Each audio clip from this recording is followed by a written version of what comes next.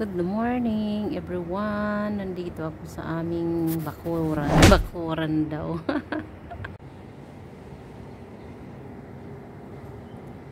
Ayan yung mga ibon.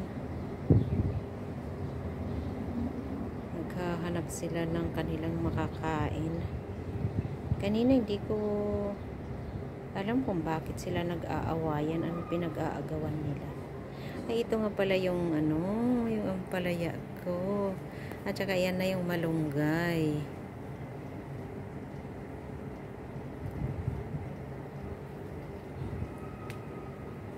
Yan.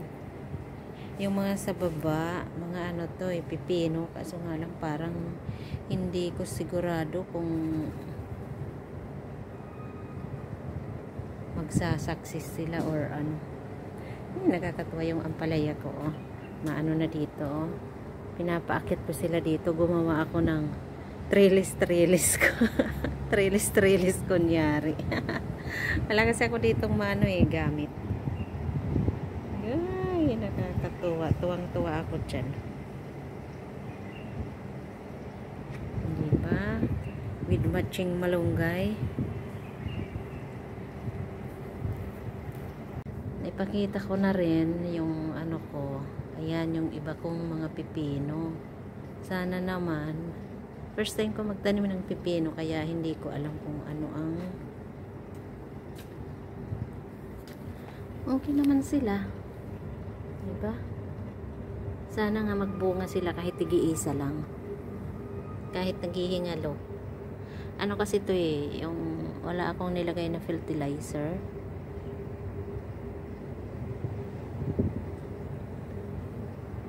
Yung yan yung ko kangkong mga malnourished naman, hindi ko alam bakit.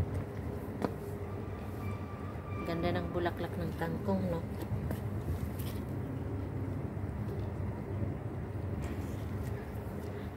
Okay lang yan, baka sakali naman silang mapakinabangan ko balang araw.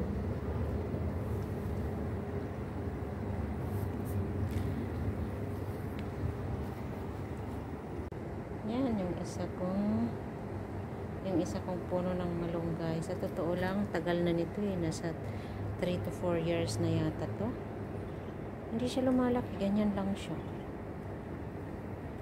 Tapos yung mga ng penya itinanim ko dyan dahil nga galing sa sa tag-init. Ayan, nag-dry na yung iba. Yun, may isa ko doon, may kapatid na siya.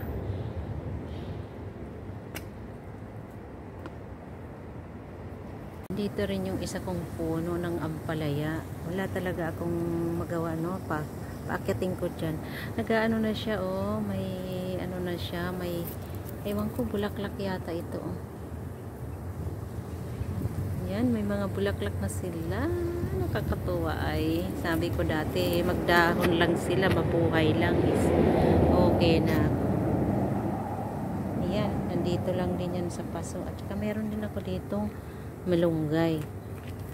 Hinahayaan ko lang yung dahon na yan para may sila. May protection sa araw. Ayan, may kamote din ako dito sa baba. Malapit na akong magtalbos ng kamote kaso nga lang ilang piraso lang yan. Ito, hindi ko to tinatanggal. Ayan, may mga kamote rin ako dito. Doon may tanglad din akong tanim. Diba? Ang ganda ng dahon, pwede nang talbusin.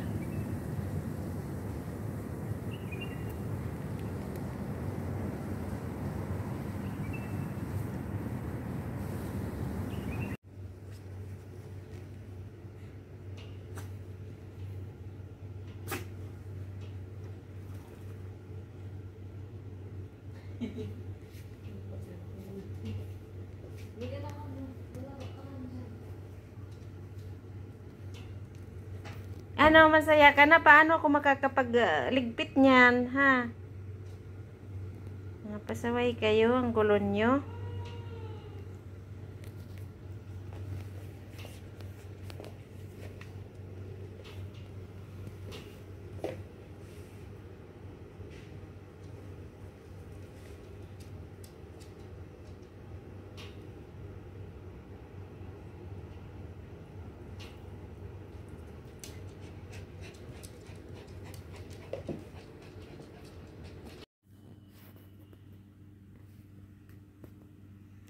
Ang bait talaga ni Banonot, oh.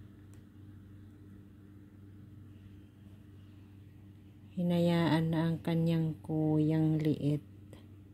Siya doon na sa sahig.